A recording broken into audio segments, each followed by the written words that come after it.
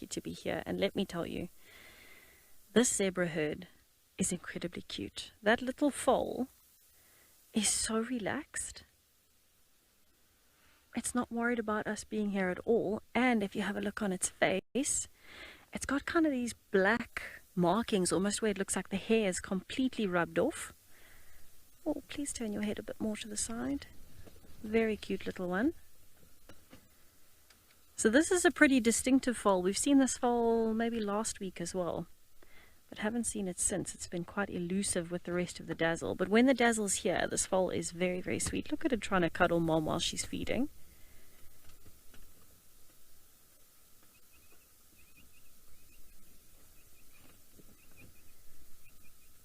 Oh, that is adorable.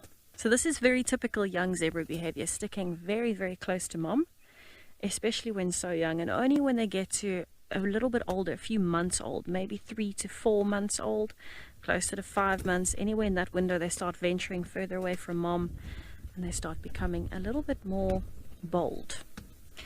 But for now, the boldest thing about it is when it flicks its nose like that, it looks incredibly cute, but also those stripes are spectacular. But that kind of blackened face is immediately what caught my attention the first time I saw it. In the shadows, it's a little bit harder to see.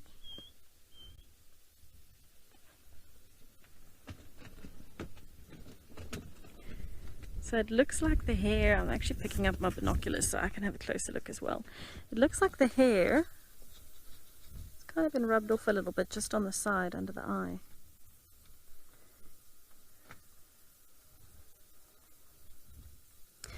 Daniela, it works both ways with little foals like this. So for the first while, it'll only be mom and baby that groom each other, and particularly mom grooming baby. But when they get older, then they start socializing with the rest of the dazzle, and then what happens is they all start grooming each other, they start playing as well, and that is how they develop their social bonds. But the crucial time is pretty much in that first week to 2 weeks. Mom will keep the baby a little bit separate, and the reason for that is because the baby needs to be absolutely sure of which one is mom. And the best way to do that is by learning her calls, and only her calls for the first little bit, but also learning her smell and the look of her patterning, her stripes. And so that kind of bonds them, so that if something happens, if those cheetahs were to come back along, or the lions moved to this side of the property and they started running through this clearing, the foal would immediately know which one is mom and which one is the most important to follow. And if they get separated, she can try and find her mom again or his mom again. So for the first little while, it's very exclusive, mom and baby only. And then after about 2 to 3 weeks, then the rest of the group will start getting involved.